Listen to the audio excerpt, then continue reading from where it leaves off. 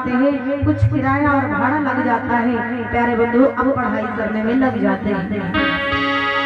जब पढ़ाई करने में साहब लग गए तो काफी समय हो गया, और जब काफी समय हो गया तो साहब को भूख लगी, और जब साहब को भूख लगी है तो साहब ने सोचा मेरी रामू ने मेरे लिए कुछ भेजा था, हो सकता कुछ भेजा हो, लाओ कुछ थोड़ा बहुत खा पी लेते हैं, इसके बाद में पढ़ाई करते हैं। अगर थोड़ी बहुत भूख लगी है तो भूख लगी रहने दो, प्यास थोड़ी बहुत अगर लगी है तो प्यास लगी रहने दो। बाबा साहब भुला देते हैं कि भूख लगी है, और ज्यादा भूख याद करेंगे तो और ज्यादा भूख लगेगी, इसलिए हमें पढ़ाई करना है, मेहनत करके पढ़ाई करके हमें कुछ करना है। प्यारे बंधुओं, साहब पढ़ाई करते हैं, जब भूख बर्दाश्त नहीं होती है तब मन में सोचा कि मेरी प्यारी रामू ने मेरे लिए कुछ भेजा था, तो लाओ थोड़ा बहुत खा पी करके इसके बाद पढ़ाई करते हैं। अब बाबा साहब अम्बेडकर जब बैठे पढ़ाई करने के लिए तो कितनी देर तक पढ़ाई करने का काम करते हैं, कितनी देर तक पढ़ाई करने का कार्य करते हैं? 18 घंटे। प्यारे बंधु, बाबा साहब अम्बेडकर 18 घंटे बैठकर पढ़ाई करने का काम करते हैं। और हमारे भैया परम श्रद्धेय सुरेंद्र भैया साईपुर से ये 50 राष्ट्रीय मुद्राओं का दान किया है। परिवार पढ़े लिखे तरक्की करे, महान हो, इस मंगल कामना करती हूँ। बहुत बहुत धन्यवाद, बहुत बहुत साधुवाद। हमारे भैया सुचित भैया की तरफ से 20 राष्ट्रीय मुद्राओं का ये धनदान है। परिवार पढ़े लिखे तरक्की करे, महान हो, इस मंगल कामना।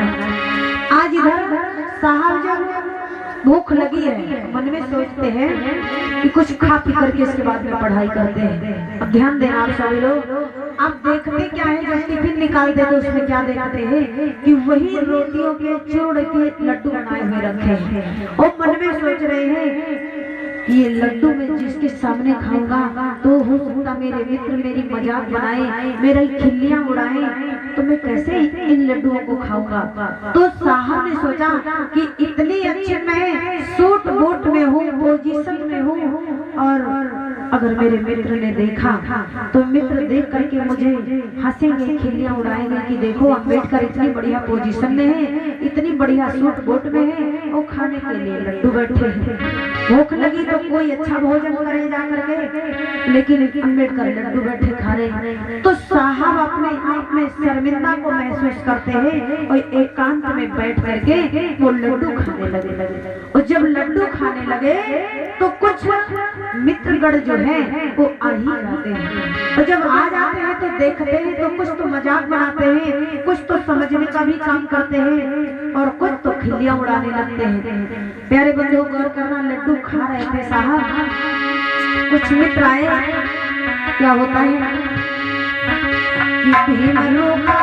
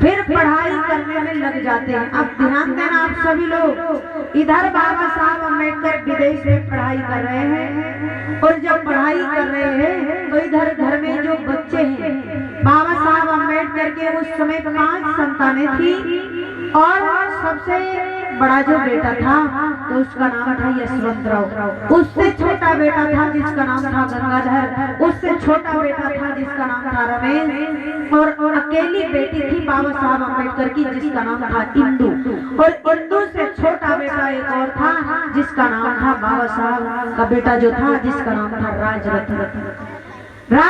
उस समय एक बार की बात होती जब बच्चे का जन्म होता है राजरत्न का, तो बाबा साहब अम्बेडकर बाहर थे और बाहर थे तो जब इधर बच्चे का जन्म हुआ राजरत्न का, तो बाबा साहब ने जब सुना कि मेरे घर में बेटे का जन्म हुआ है, तो बाबा साहब अम्बेडकर वहीं से अपने बच्चे का नाम रखा था राजरत्न। राजरत्न इसलिए नाम रखा था बाबा साहब ने कि जब मेरा बेटा बड़ा हो जाएगा, ये छोटा बेटा है और अपने बेटे को पढ़ा लिखा करके मैं इस देश का राजा बनाऊंगा, राजा।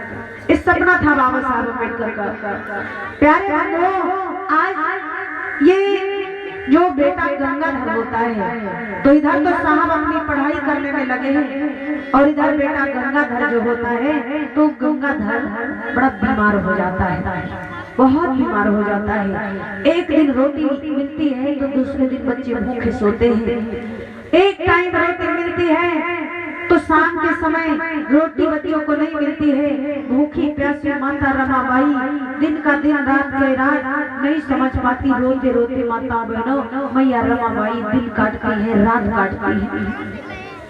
आज इधर बच्चे का देहांत हो जाता है, गंगाधर इस दुनिया को छोड़ देता है, नहीं रहता है। धीरे धीरे कुछ और महीने गुजरे, बेटा जो रमेश होता है वो रमेश बेटा इसी तरीके से वो बेटा भी रमेश भी इस दुनिया को छोड़ देता है।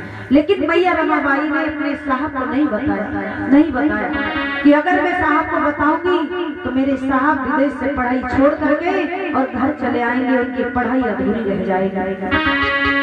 क्या होता है, आज समय करते गए गुजरते गए, इधर बेटी इंदू बीमार हुई, बेटी इंदू बीमार हुई। अब तब तक बाबा साहब अम्बेडकर के पास जो पैसा थे लेकर के गए थे वो पैसा खत्म हो जाते हैं, और जब पैसा खत्म हो गया तो मन में विचार करते हैं अब मुझे फीस भी जमा करनी है और पढ़ाई भी करना है और पुस्तकें भी खरीदनी है, अब पैसा भी नहीं बचा है तो क्या करो।